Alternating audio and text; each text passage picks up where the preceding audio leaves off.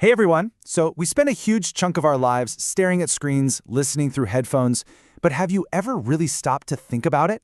How does a machine's silent, number-crunching work become the sights and sounds we interact with every single day? Well, today we're diving into computer output, that essential, kind of magical translation that brings the digital world into ours. I mean, seriously, think about it for a second. Your computer can blaze through billions of calculations in the blink of an eye. But if it has no way to share the answers, what's the point? It's basically just a hot box of silicone. All that incredible power is completely useless if it can't talk to us. So how does it pull it off? Well, the answer is something we all use, called an output device. And it's really simple. An output device is just any piece of hardware that takes information from the computer and serves it up in a way we can understand. It's the ultimate translator between the machine's world of ones and zeros and our physical world of sight, sound, and touch. And no matter what the device is, a monitor, a printer, a speaker, it follows the same basic three-step process. First, it accepts the raw, coded results from the computer's brain, the processor. Then it gets to work and converts that code into something we can actually read or hear, pixels on a screen or vibrations in the air. And finally, it supplies that finished product to us. It's that simple. Accept, convert, supply. Now, all this output really comes in two main flavors. First, you've got hard copy. This is the physical stuff, right? A printed document you can actually hold in your hand. It's permanent. On the flip side, you've got soft copy. This stuff is temporary, it's fleeting. It's the image on your screen or the music coming from your speakers. The second you cut the power, poof, it's gone. So let's kick things off with hard copy.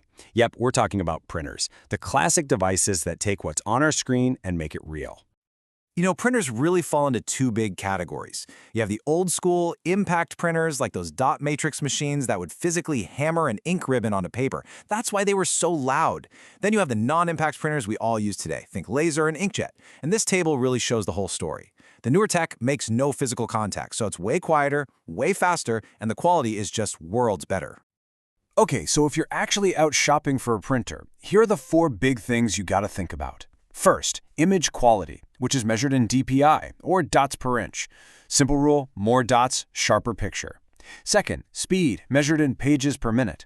Then, of course, there's the initial cost, what you pay for the printer itself. But, and this is a big one, don't forget the cost of operation. That's the ongoing price of ink or toner, which, let's be honest, can sometimes cost you way more than the printer over time. All right, enough about paper. Let's move on to the king of soft copy, the output device you're probably staring at this very second, the monitor.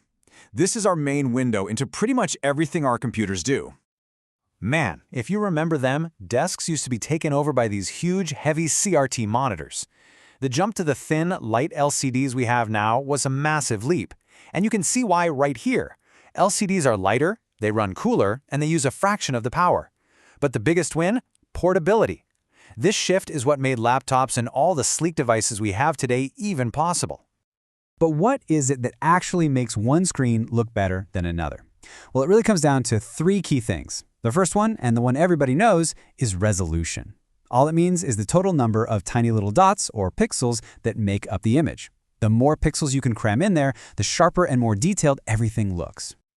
Okay, so if resolution gives you the detail, our next ingredient, refresh rate, gives you the smoothness. Think of your screen like a super fast flipbook. The refresh rate, measured in hertz, is how many times per second that entire image is redrawn. You want a rate of at least 72 hertz, because anything less can create this subtle, annoying flicker that really strains your eyes. And the final piece of the clarity puzzle is something called dot pitch. Now, if you look super close, every pixel is made of even smaller red, green, and blue dots. Dot pitch is just the distance between those tiny dots. It's a super small measurement, but the rule is easy. The smaller the distance, the smaller the dot pitch, the sharper the final image will look. It's really that combination of resolution, refresh rate, and dot pitch that gives us those beautiful displays we've come to expect. So to put all that tech talk into a simple checklist, here's what to look for in a monitor. First, screen size, which is always measured diagonally. Then check the resolution and make sure it's good enough for what you need. Then look really closely at some text to check the display crispness, especially in the corners. And finally, judge the color accuracy. A good trick is to pull up a photo you know really well and just ask yourself, does this look right? But hey, soft copy isn't just about what we see, it's also about what we hear. So now let's talk about the other side of the coin, audio output. This is the tech that literally gives our computers a voice. The devices here are pretty straightforward, of course. You've got speakers to play sound out loud for everyone in the room. You've got headphones for a more private, personal listening experience. And then you have headsets, which are cool because they combine headphones and a microphone, making them both an input and an output device, perfect for those endless video calls. You know, when you take a step back and look at the big picture, it's so clear. Without all of these devices, our incredibly powerful computers would just be silent, dark boxes. Output devices are, in a very real way, the senses of our machines. They're the critical bridge that translates abstract digital thoughts into a language we can finally see, hear, and even touch. And that kind of leads to a pretty cool final thought.